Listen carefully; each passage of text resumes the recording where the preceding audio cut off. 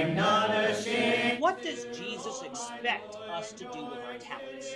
This is the question that we seek to answer today as we continue our verse-by-verse study of the book of Matthew on walking through the Bible. It's worth the glory of his cross. If you have a Bible with you, you can turn to Matthew chapter 25. We're going to be reading from verses 14 to 23. If you don't have a Bible, don't worry. Just follow along with us on the screen. The version that we'll be reading from is the New King James Version. So, Matthew chapter 25, beginning at verse 14. For the kingdom of heaven is like a man traveling to a far country, who called his own servants and delivered his goods to them. And to one he gave 5 talents, to another 2, and to another 1, to each according to his own ability. And immediately he went on a journey. Then he who had received the 5 talents went and traded with them, and made another 5 talents. And likewise he who had received 2 gained 2 more also. But he who had received 1 went and dug in the ground, and hid his Lord's money. After a long time the Lord of those servants came and settled accounts with them. So he who had received 5 talents came and brought 5 other talents, saying, Lord, you delivered to me 5 talents. Look, I have gained 5 more talents besides them. His Lord said to him, Well done, good and faithful servant. You were faithful over a few things. I will make you ruler over many things. Enter into the joy of your Lord. He who also received 2 talents came and said, Lord, you have delivered to me 2 talents. Look, I have gained 2 more talents besides them.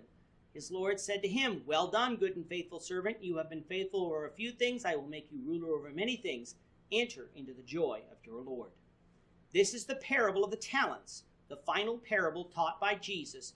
And like the parable of the 10 virgins, it is only found in Matthew. Due to time constraints, we had to break this parable into 2 parts. So we'll discuss the actions of the 2 faithful servants today, leaving the actions of the wicked servant to the next episode. The parable begins by stating the kingdom of heaven is like, meaning that we're talking about the church. What is the church like? It is like a man who went traveling into a far country, who called his servants and delivered his goods to him. Remember, in the context of the end of chapter 24 and throughout chapter 25, Jesus is talking about his second coming. In order for him to come again, he must leave. Therefore, the man in this parable is Jesus. Before Jesus leaves, he entrusts his goods, the gospel, to his followers. The intention is that his followers would go out and teach the gospel to the lost world, thus making more followers. Although he could have given each disciple the same amount of goods, he did not. He gave them each according to their ability. To one man he gave 5 talents, to one man he gave 2 talents, and to one man he gave 1 talent. According to Thayer's Greek-English lexicon, a talent is from the Greek word talenton, which means the scale of a balance, a pair of scales, a talent. He goes on to explain it to mean a weight varying in different places and times, a sum of money weighing a talent. So what we have here is not a coin that is referred to as a talent, say like our quarters, nickels, or dimes, but a specific weight of money that would be referred to as a talent. In this parable, the talent represents the responsibility that his followers would have in the kingdom. Now, as we know, not every Christian has the same abilities, and Christ knows that. So that is why each person is not given the same responsibility. Some will be preachers and teachers, some will be elders and deacons, some will be encouragers and benevolent, while others will have other duties. Note, however, that each servant had some responsibility. There will be no servants who were just along for the ride. After giving away his goods, the man went away on his journey. While the man was away, the servant with 5 talents invested them through trade and made 5 more talents. The servant with 2 talents did likewise and made 2 more talents. They each doubled their master's goods. The one who received 1 talent, though, did not invest it through trade. He hid the money in the ground for safekeeping. We'll again deal with him in the next episode.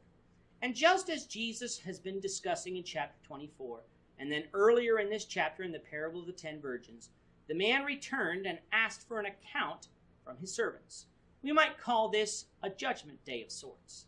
The servant with 5 talents presented the man with his 5 talents plus 5 more. The man was pleased and told the servant that he had been faithful over a few things. I will make you ruler over many things. Enter into the joy of your Lord. The servant with 2 talents presented the man with his 2 talents plus 2 more. Now we might think that the man would be displeased because he didn't bring him as much as the man with 5 talents did. But remember, each was given according to his ability. The 2-talent servant still doubled the man's money, so he had been faithful and pleasing to the man. The man told the servant, "You had been faithful over a few things, I will make you ruler over many things. Enter into the joy of your Lord." Notice that both men received the same reward. In the case of what Jesus is teaching, heaven. We're not in competition with other Christians to see how good we can be over others. We're all to work together towards the advancement of the gospel, and if we're faithful, we will receive our reward, which is heaven. What of the one-talent man? Please return in the next episode to find out. With that, our time is up for today. Lord willing, we hope you'll join us for tomorrow's discussion of Matthew 25, verses 24 to 30, as we continue our walk through the Bible, one verse at a time. I'm not ashamed. Thank you for watching today's episode. We hope that you found it edifying and ask that you not only subscribe to our channel and podcast, but that you like and share this episode among your friends so that the saving gospel of Jesus Christ can go out to the whole world. Of his cross.